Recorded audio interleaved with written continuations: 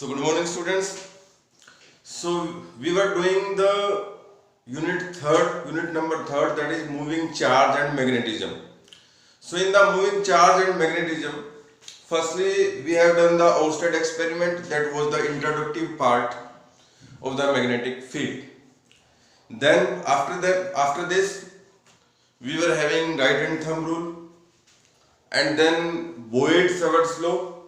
After the Boyd-Sawat's law, we have done the applications of Boyd-Sawat's law.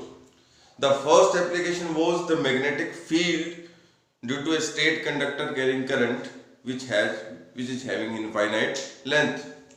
The second most important application was magnetic field due to a circular current coil when we are having the P point at the center of the coil with a distance of r from the circumference, or with a distance of a from the circumference.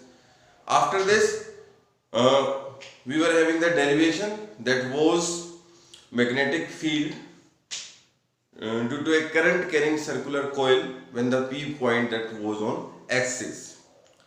So this was our work. So now today we will do the numerical based on all the derivations and all the theoretical part. So firstly we have done the formula of force, that equal to F equal to QVB sin theta, or F equal to Q into V cross B. That was the force on the moving charge particle when placed in the magnetic field. So we have the formula, that is your F equal to QVB sin theta and F equal to Q into V cross B. So we were having when we have done the derivation of force on a moving charge particle, so we were having three different cases.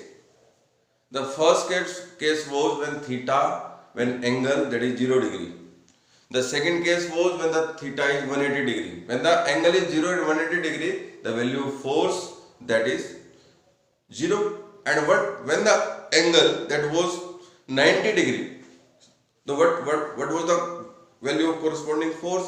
The value of corresponding force was F equal to QVB, and that is maximum. This value is maximum, that we have already done. So our first two numerical, that is based on the formula F equal to QVB sin theta, but that is not direct formula based. We are having some 11th concept is also there. So in 11th we have done the cross product. So we will use the cross product in the numerical first and second. So firstly write the statement of first numerical. The first numerical, a proton is moving in a magnetic field of 2I plus 3J Tesla with a velocity of 2 into 10 to the power 5 meter per second.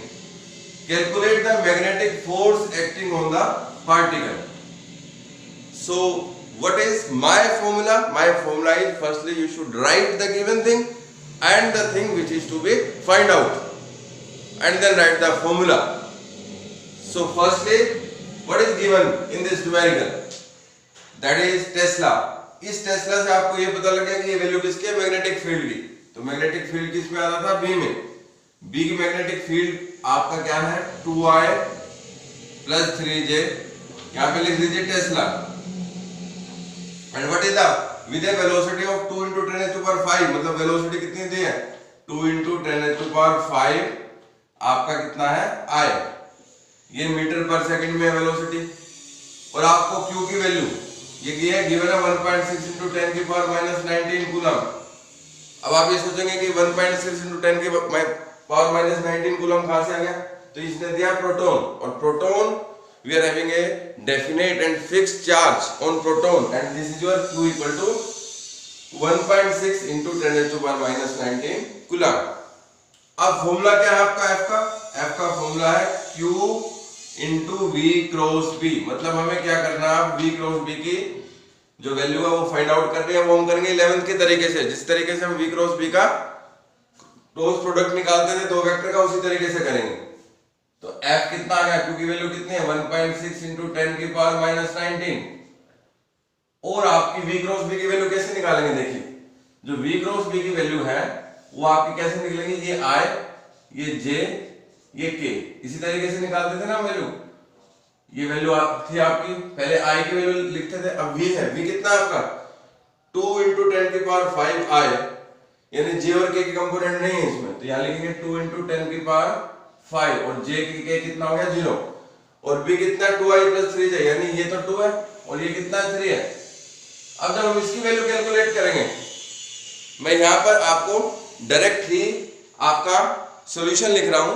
जब इसकी value हम calculate करेंगे, किसकी, b की value, f कितना हो गया आपका 1.6 × 10⁻19, और इसका रिजल्ट आपका, तो इसका जो रिजल्ट है वो करीबन आएगा 6 × 10⁵, यानी 1.6 × 10⁻19 इंटू 6 × 10⁵। ये किसको सोल्व करके आया, इसको सोल्व करके। इसको सोल्व आप 11th के तरीके से ही करेंगे, जिस तरीके से आप 11th में दो वेक्टर थे, दोनों के क्रॉस प्रोडक्ट को सोल्व करते थे। अब बात आई किसकी, इसके रिजल्ट की, तो इसका रिजल्ट आएगा 9.6 × 10⁻14, so this is your 9.6 × 10⁻14, ये कितना आ गया आपका Newton. so this is the result of this numerical। तो आप इस न्यूमेरिकल को नोट कर लीजिए, ये आपके न्यूमेरिकल का क्या है, रिजल्ट है आपका। अब जो सेकंड न्यूमेरिकल है, this is the result of first numerical. Now similarly we will do the second numerical. तो सेकंड न्यूमेरिकल देखिए, कुछ ध्यान से, सबसे पहले स्टेटमेंट लिख लीजिए इसकी। तो आपकी स्टेटमेंट क्या थी सेकंड न्यूमेरिकल की? आपकी स्टेटमेंट थी कि ए test charge having 1.6 × 10⁻19 coulomb is moving in a magnetic field of 2i + 3j Weber per meter square with a velocity of 2i + 3j meter per second.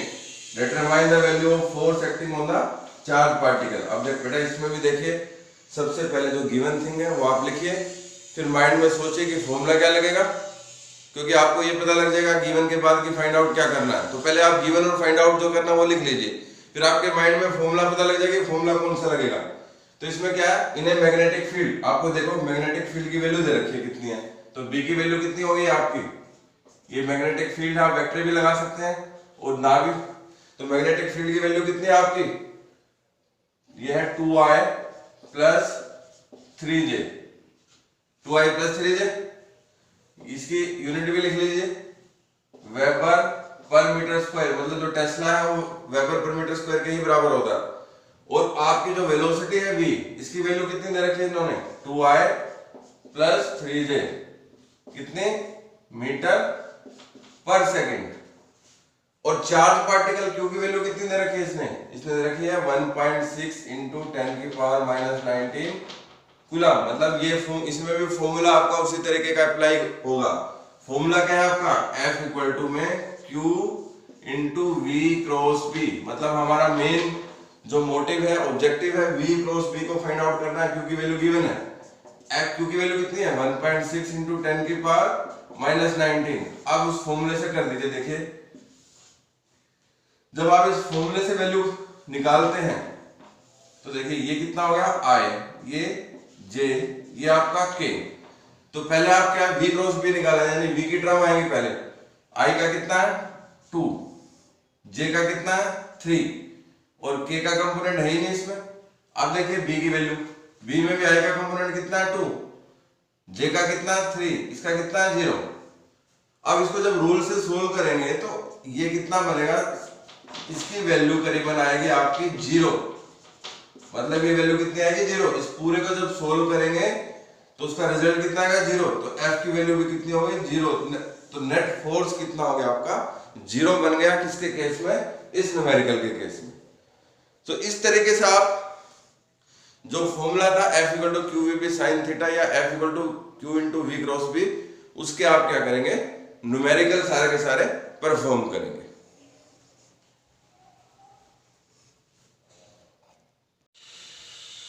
So student, this is the next numerical that we are going to discuss. The next numerical is a copper has 8.0 × 10⁻28 electrons per meter cube. Full stop.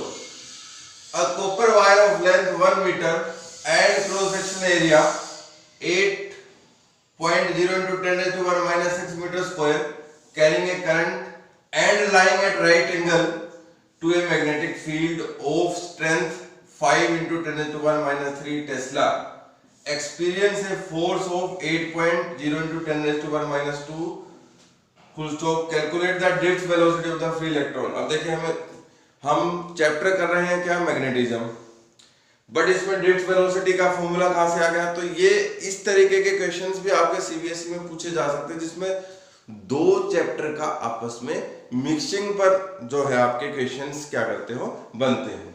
तो ये भी chapter, ये भी आपका जो previous chapter current electricity है और यहाँ का चैप्टर मैग्नेटिक इफेक्ट है, उनके मिक्सिंग से आपका जो है ये क्वेश्चन बना है। स्टेटमेंट काफी लेंथी है, तो पहले आप स्टेटमेंट को लिख लीजिए, उसके बाद आप गिवन और आपको फाइंड आउट क्या करना। तो देखिए कॉपर वायर है, इसमें फ्री इलेक्ट्रॉन की वैल्यू दे रखी है, तो एन मतलब जो गिवन है वो लिख लेते हैं। एन की वैल्यू कितनी दे रखी है इसमें 8.0 इंटू 10 की पावर 28, ये आपकी स्मॉल एन की वैल्यू यानी number of free electron. Copper wire of length 1 metre, यानी लेंथ कितनी दे रखी है 1 मीटर। जो कॉपर वायर है आपकी, उसकी जो लेंथ है आपकी वो कितनी दे रखी है 1 मीटर। उसके बाद जो आपकी क्रॉस सेक्शन एरिया की वैल्यू कितनी दे रखी है 8.0 इंटू 10 की पावर माइनस 6 मीटर स्क्वायर, ये आपकी एरिया की वैल्यू दे रखी है। और मैग्नेटिक फील्ड की वैल्यू भी दे रखी है, बी की वैल्यू, ये मैग्नेटिक फील्ड की वैल्यू कितनी रखी है 5 इंटू 10 की पावर माइनस 3 टेस्ला, ठीक है। और आपका एक्सपीरियंस है फोर्स ऑफ 8.0 इंटू 10 की पावर माइनस 2 न्यूटन, यानी फोर्स की वैल्यू कितनी दे रखी है आपकी 8.0 इंटू 10 की पावर माइनस 2 न्यूटन। यह आपको किसकी वैल्यू दे रखी है फोर्स की। अब हमारा फॉर्मूला तो क्या है, F equal to Q V B sine theta. अब थीटा इसमें गिवन है कितना 90 डिग्री, ये देखिए राइट एंगल, ये आपको गिवन है राइट एंगल, इसका मतलब थीटा कितना आपका 90 डिग्री। तो आप F कितना हो गया आपका क्यू वी बी साइन 90, और साइन 90 कितना हो गया 1, तो F की वैल्यू डायरेक्टली कितनी आ गई क्यू वी बी। हमें फाइंड आउट क्या करनी है, calculate the drift velocity of the free electron, मतलब ये जो आपकी v है इसमें ये क्या होगी ड्रिफ्ट वेलोसिटी। आई थिंक आपने स्टेटमेंट को नोट कर लिया, मैं इसको रब कर देता हूं। आपको क्या फाइंड आउट करना है ड्रिफ्ट वेलोसिटी, जो गिवन है वो हमने लिख लिया, और जो आपकी फाइंड आउट करनी है वैल्यू वो हमने क्या कर ली लिख ली। मतलब आपकी जो n की वैल्यू है वो गिवन है कितनी 8.0 इंटू 10 की पावर 28, ये फ्री इलेक्ट्रॉन की वैल्यू है।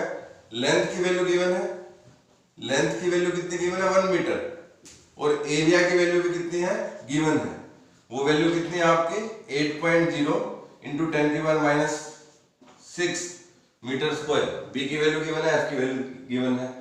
तो फर्स्ट पार्ट तो इसका ये बन गया, क्योंकि एंगल 90 दे रखा था, तो एफ क्या होगा Q V B sine 90, sine 90 कितना होता है 1, तो आप यहां लिख दीजिए साइन 90 कितना हो गया आपका 1। अब हमें किसकी v की वैल्यू निकालनी है, तो यहां से f कितना बन गया क्यू वी बी, तो v की वैल्यू कितनी आ गई f बाय क्यू बी। मतलब हमें f की वैल्यू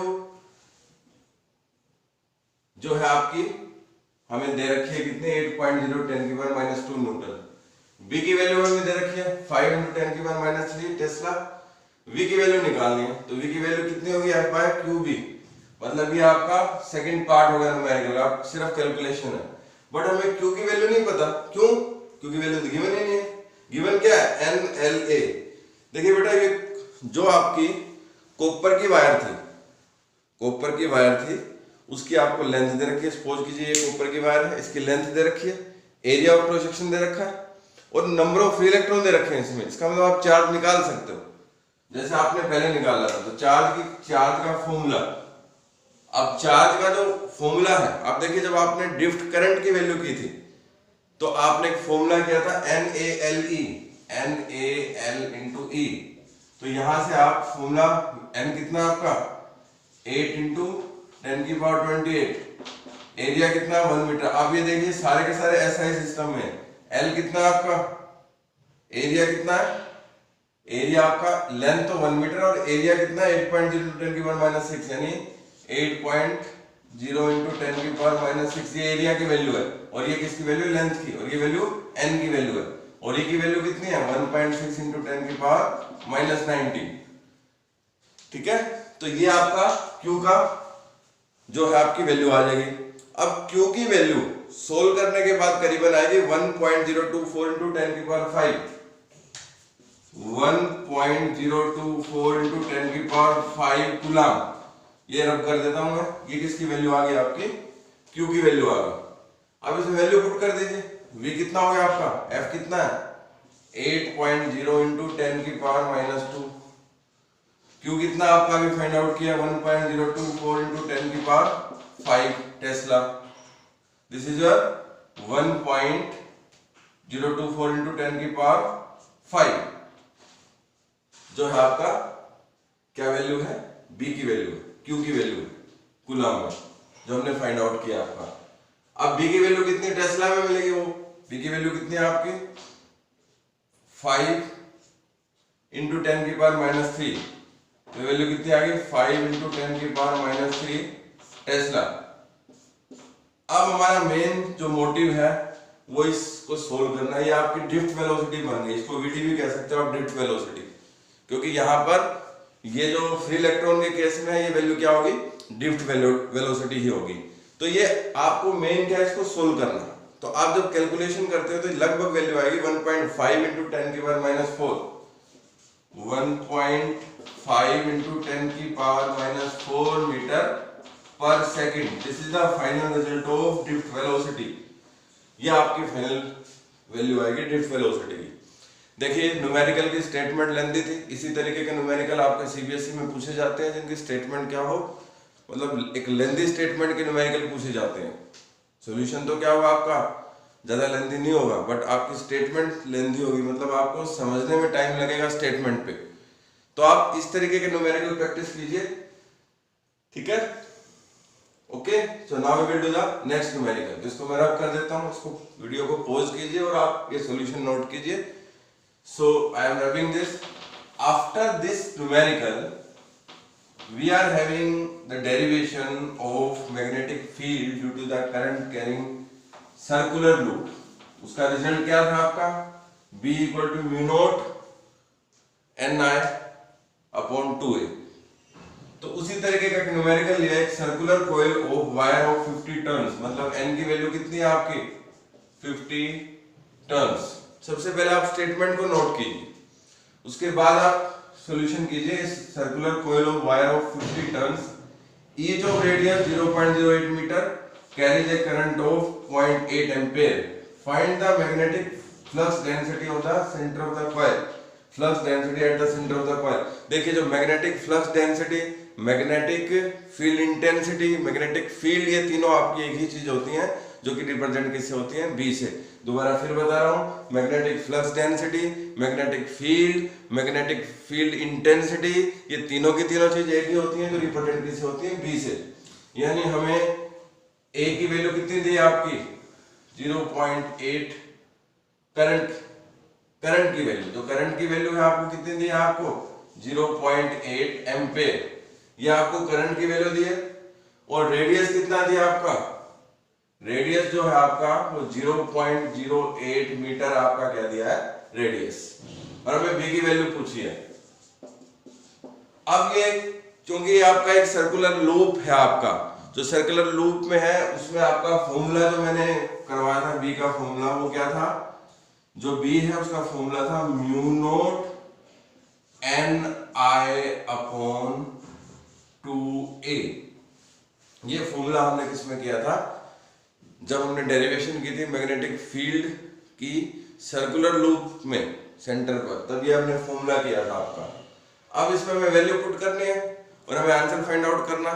तो आपको सारे के सारे चीज गिवन है। म्यू नॉट की वैल्यू आपको पता है 10 की पावर माइनस 7, म्यू नॉट की वैल्यू कितनी होती है 10 की पावर माइनस 7। n की वैल्यू गिवन है, i की वैल्यू गिवन है और ए। अब यहाँ पर रेडियस है, रेडियस ही हमने डेरिवेशन में रेडियस को क्या लिया था, ए सपोज किया था। तो आप यहाँ पे ए भी लिख सकते हो या फिर यहाँ रेडियस की जगह आप क्या लिख सकते हो, ए सपोज कर सकते हो उसको, या रेडियस भी सपोज कर सकते हो, क्योंकि हमने डेरिवेशन में जो रेडियस था वो हमें ए से सपोज किया था। और आपका कहीं पर आपको स्टेटमेंट में या फिर बुक में आपको रेडियस आर से भी मिलेगा, तो आप उसको आर भी लिख सकते हैं, ए भी लिख सकते हैं। तो ये कितना आ गया, म्यू नॉट 10 की पावर -7। तो पुट कीजिए म्यू नॉट की वैल्यू 10 की पावर -7, एन की वैल्यू कितनी हो गई 50, आई की वैल्यू कितनी हो गई 0.8, और आपका 2 इंटू ए की वैल्यू कितनी है 0.08 मीटर। बस ध्यान रखिए कि सारी की सारी चीज किसमें हो, एसआई सिस्टम में हो। तो जब इसकी वैल्यू कैलकुलेट करते थे तो बी की वैल्यू करीबन आएगी आपकी 3.1 इंटू 10 की पावर -4 टेस्ला।